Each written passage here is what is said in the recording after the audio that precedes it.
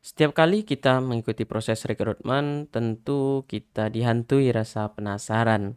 Saat selesai dari satu tahapan ke tahapan yang lain, itu biasanya kita akan merasa penasaran, ini hasilnya gimana, apakah kita lolos atau tidak. Bahkan saking penasarannya, sejam sesudah tahapan proses rekrutmen pun kita langsung bertanya kepada rekruternya apakah kita lolos atau enggak, padahal mereka juga belum ngapa-ngapain gitu, hasilnya juga belum ketahuan begitu. Nah, bagaimana cara kita bertanya kepada rekruter untuk memastikan bagaimana, tahapan proses yang kita lalui dan juga supaya kita tidak di-ghosting oleh rekruter, gimana caranya? Akan kita bahas di konten kali ini.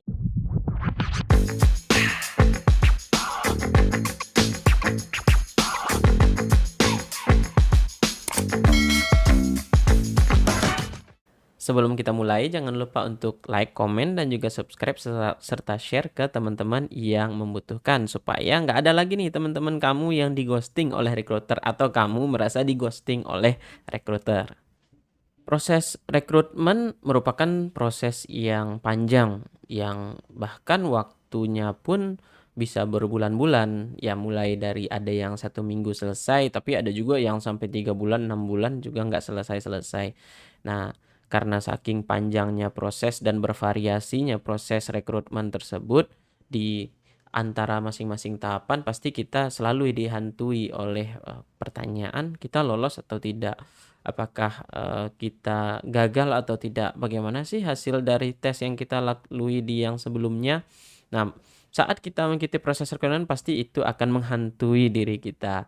Nah, tetapi jangan khawatir. Rasa penasaran tersebut merupakan rasa yang lumrah, bukan eee, sesuatu yang celah dalam diri atau enggak seperti itu juga gitu, tapi itu suatu yang lumrah. Dan menanyakan status atau progres kita kepada recruiter itu juga merupakan hal yang bagus. Kenapa? Karena itu akan menunjukkan bahwa kita tertarik pada posisi tersebut. Nah, namun tentu ada caranya saat kita bertanya kepada recruiter supaya recruiter juga tidak merasa risih saat kita bertanya. Karena yang di-handle recruiter kan bukan kita aja. Misalkan ada dalam satu posisi yang ngelamar ada misalkan 100 orang, artinya ada 100 orang yang dikelola oleh si recruiter tadi. Nah, jadi kita perlu pastikan cara kita bertanya itu sudah sesuai dengan tata cara serta adab dan norma yang berlaku. Pada dasarnya, informasi mengenai status apakah kita lolos atau tidaknya di satu tahapan ke tahapan yang lain atau setidaknya progres kita dalam mengikuti proses rekrutmen itu merupakan suatu hak bagi kita. Jadi kita juga berhak menanyakan hal tersebut ke rekruter. Nah, namun memang seperti yang saya sampaikan di awal tadi bahwa caranya tentu harus sesuai dengan waktu juga harus sesuai. Jangan sampai kita bertanya padahal hasilnya juga belum diketahui. Sebelum kita bertanya kepada rekruter, kita perlu mengetahui hal-hal yang sering terjadi saat proses rekrutmen. Yang pertama, proses rekrutmen itu merupakan proses yang panjang. Jadi itu perlu kita sadari. Proses rekrutmen itu bukan proses yang singkat yang 1 hari selesai. Proses rekrutmen itu membutuhkan waktu yang cukup banyak dan tenaga yang cukup banyak juga. Banyak orang yang di-handle, banyak proses juga, tentu itu akan semakin meribetkan rekruter dalam mengelola rekrutmen. Dan juga termasuk kita, karena kita melihat dari diri kita sendiri ya tentu kita melihat prosesnya sederhana. Namun jika kita melihat dari kacamata rekruter, maka proses rekrutmen itu merupakan ya proses yang sangat panjang. Jadi itu hal yang perlu kita sadari di yang pertama. Yang kedua, memang ada beberapa perusahaan yang mengelola rekrutmen secara digital, ada perusahaan juga yang mengelola rekrutmen itu masih secara manual. Misalkan kalau yang secara digital biasanya perusahaan-perusahaan besar yang sedang membuka program rekrutmen besar-besaran yang apply mungkin jumlahnya bisa ratusan ribu orang. Nah, namun ada juga perusahaan yang membuka hanya untuk posisi-posisi khusus yang mungkin yang dibutuhkan jumlahnya itu nggak banyak dan biasanya juga itu dikelola secara manual, tidak full digital. Nah, Itu hal yang perlu kita ketahui. Nah, jika misalkan program rekrutmen tersebut dikelola secara digital, maka biasanya itu sudah sangat mudah diketahui progres sampai mana kita melewati tahapan rekrutmennya. Karena biasanya sudah terinformasikan baik itu via email ataupun via status yang ada di websitenya. Nah, namun bagaimana jika misalkan program rekrutmen atau proses rekrutmen tersebut dikelola secara manual? Nah, inilah biasanya yang kita perlu mengkonfirmasi kepada rekruter. Karena kalau yang secara digital, karena udah terpampang secara jelas, maka kita sepertinya kita nggak perlu lagi bertanya kepada rekruter begitu. Nah, namun kalau yang secara manual, memang biasanya tidak diinformasikan lebih lanjut bagaimana prosesnya. Nah, untuk itu kita perlu bertanya jika misalkan proses rekrutmen yang kita lalui itu secara manual. Nah, namun memang pada kenyataannya pada saat proses rekrutmen yang dikelola secara digital memang sering ada trouble, ada kesalahan, atau mungkin ada hal yang mungkin kita masih bertanya-tanya. Nah, itu biasanya dari rekruter juga sudah mencantumkan kontak person yang bisa kita hubungi untuk bertanya masalah atau kendala hal tersebut, atau juga biasanya ada email yang bisa kita tanya, "Kenapa sih hasilnya seperti ini?" Nah, itu bisa melalui yang proses, rekrutmen dikelola secara digital dan namun memang sering terjadinya di rekrutmen yang secara manual.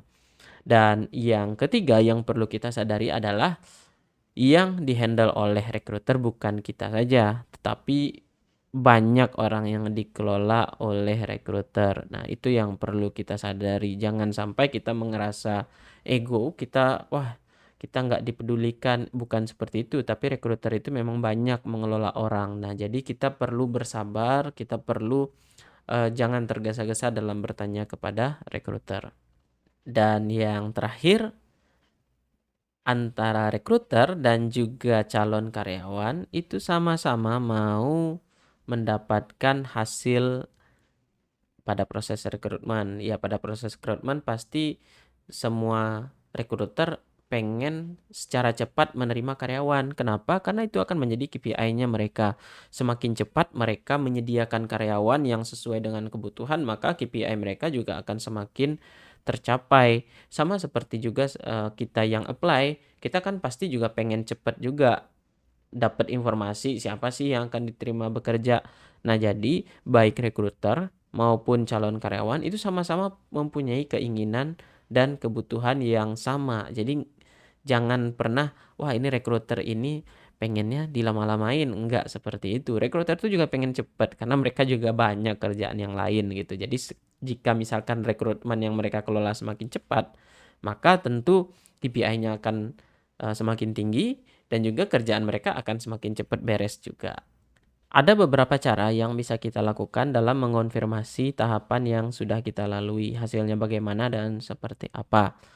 Yang pertama, sebelum bertanya kepada rekruter, baiknya kita cari tahu dulu siapa sih orang-orang yang sedang mengikuti proses rekrutmen yang sama, sehingga jika misalkan ada orang tersebut yang sudah mendapatkan informasi lebih lanjut, kan kita bisa bertanya kepada mereka. Nah, itu yang perlu kita ketahui. Jadi cari tahu orang yang mengikuti proses rekrutmen yang sama. Nah, jika dulu sebelum pandemi biasanya saat kita mengikuti proses rekrutmen, interview, tes ataupun yang lainnya, biasanya kita akan berkenalan dengan calon-calon yang lain begitu. Misalkan saat istirahat, saat baru datang, atau misalkan saat selesai, kita biasanya saling bertanya kepada calon yang lain dan juga saling bertukar nomor telepon supaya dapat mengetahui informasi progresnya seperti apa begitu. Nah, namun memang di masa pandemi ini berbeda karena biasanya tesnya dilakukan secara online, interviewnya juga dilakukan secara online. Nah, tapi tetap bisa karena biasanya misalkan program rekrutmen atau perusahaan-perusahaan besar biasanya mereka membuat grup Telegram atau biasanya secara swadaya dibuat oleh calon-calon karyawan. Biasanya mereka bikin grup Telegram di mana mereka bisa mendapatkan update informasi di sana. Nah, jadi join di grupnya. Namun jika misalkan tidak ada grupnya, nah maka kita bisa tanya atau kita bisa cari tahu melalui sosial media atau website rekrutmennya. Misalkan kita tahu namanya siapa, ya itu nggak masalah jika misalkan kita bertanya kepada orangnya via LinkedIn ataupun via sosial media yang lain. Nah, selanjutnya jika kita sudah menemukan nih orang-orang yang mengikuti proses rekrutmen yang sama dengan kita, ya kita hubungi. Nah, baik itu kita temukan atau tidak, nah maka cara yang kedua adalah pada saat selesai mengikuti proses rekrutmen, tanyakan kepada rekruter kapan kita dapat informasinya, kapan kita mendapatkan hasilnya. Tanyakan kepada rekruter secara spesifik kapan dan dengan cara apa kita menghubungi mereka, baik apakah itu dengan email ataupun dengan WhatsApp. Karena biasanya rekruter juga pada saat selesai interview misalkan, rekruter itu akan menginformasikan bahwa seminggu lagi kita akan hubungi, namun jika kita tidak menghubungi tolong WhatsApp ya, karena kerjaan mereka tentu banyak ya, mereka kadang juga lupa begitu. Nah, baik-baiknya kita tanyakan, dan kita tanyakan kapan kita harus bertanya, dengan apa kita harus bertanya, misalkan dengan WhatsApp atau dengan email. Namun jika tidak ada wadah seperti itu atau kita terlupa bertanya pada saat interview atau pada saat tahapan rekrutmen yang lainnya, nah maka baiknya tunggu seminggu setelah tahapan tersebut. Jadi misalkan hari ini kita interview, jangan besok kita tanyakan hasilnya, tapi tanyakan kisaran seminggu lagi. Seminggu lagi kita tanyakan bagaimana hasilnya. Nah, pada saat kita bertanya itu, kita juga jika misalkan belum ada jawaban pada minggu depannya, kita tanyakan lagi kapan hasilnya akan keluar dan dengan cara apa kita bisa menghubungi mereka, apakah elok dengan WhatsApp atau dengan email, karena biasanya juga rekruter enaknya berhubungan dengan calon itu ya via WhatsApp aja gitu, nggak mesti melalui email. Tapi yang terpenting tadi itu tetap komunikasikan dengan rekruter dengan cara apa dan kapan akan berkomunikasi dengan mereka. Selanjutnya adalah hubungi mereka di waktu yang tepat. Oke, seminggu lagi begitu. Tapi jangan di malam hari juga gitu. Dan jangan di jam istirahat juga, tapi hubungi mereka di jam-jam kerja ya. Kisaran dari jam 8 sampai jam 5 sore begitu.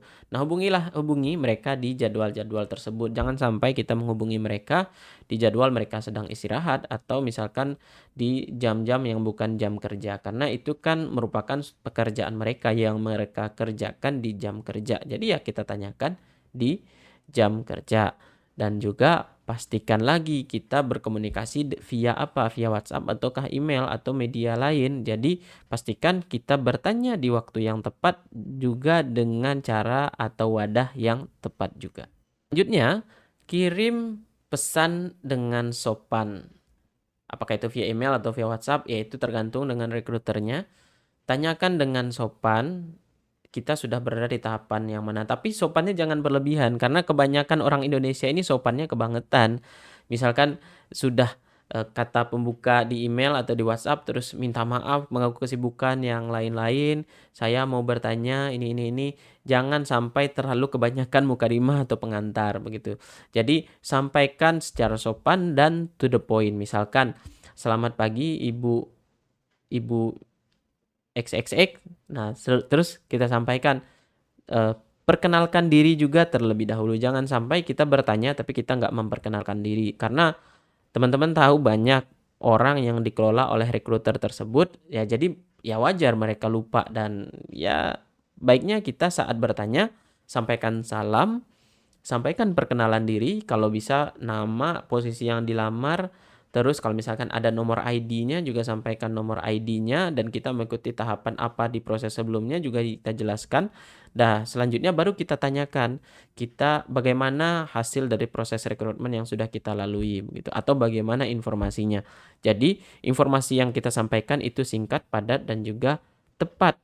Dan karena rekruter itu akan males membaca WhatsApp atau email yang sangat-sangat panjang. Jadi sampaikan secara singkat, padat, dan juga tepat. Nah, selanjutnya jika kita tidak mendapatkan informasi atau misalkan kita sudah tanya nih kepada rekruternya, tapi rekruternya nggak balas, email nggak dibalas, WhatsApp nggak dibalas, ya saya menyarankan untuk move on. Jangan berpaku pada perusahaan itu aja. Dan ya itu memang salah satu hal yang sering terjadi gitu. Rekruter tidak menginformasikan apakah kita lolos atau uh, tidak lolos, dan ya jangan sampai kita berpatokan pada perusahaan itu aja. Move on aja, cari aja perusahaan yang lain yang lebih baik gitu. Nah, jadi apply lagi, masukkan CV lagi, dan jangan supaya kita tidak berpatokan kepada satu perusahaan itu aja, karena masih banyak perusahaan yang lain yang masih membutuhkan karyawan. Daripada kita sibuk memikirkan, merenungi nasib kenapa kita tidak diinformasikan oleh rekruter atau kita gagal, ya baiknya kita gunakan waktunya untuk mengevaluasi diri, memperbaiki CV, latihan interview, atau hal-hal yang produktif yang lainnya. Itu dia beberapa tips dan trik kepada teman-teman supaya tidak di-ghosting oleh HR dan juga supaya teman-teman merasa tidak penasaran dengan proses rekrutmen yang teman-teman lewati. Itu dia caranya, bagaimana cara bertanya kepada rekruternya dari awal sampai akhir. Nah, supaya teman-teman tidak penasaran juga. Dan seperti yang saya sampaikan di awal tadi, wajar bertanya dan wajar juga penasaran, itu menunjukkan ketertarikan teman-teman kepada posisi yang teman-teman yang inginkan. Dan karena tentu rekruter juga senang bahwa posisi yang mereka buka itu diminati oleh orang-orang. Terima kasih kepada teman-teman yang sudah menonton video ini dari awal sampai akhir. Semoga teman-teman bisa memetik hikmahnya dan juga bisa mengamalkannya supaya nggak di-ghosting lagi oleh HR dan nggak penasaran lagi oleh rekruter. Terima kasih. Sampai jumpa di konten-konten selanjutnya. Jangan lupa komen kalau ada yang mau bertanya atau kritik dan saran, silahkan ketik di kolom komentar. Dan jika ada yang mau bertanya secara pribadi, silahkan DM via Instagram @rahimisnan atau via DM LinkedIn di akun Rahim Isnan Al-Hilman. Sampai jumpa.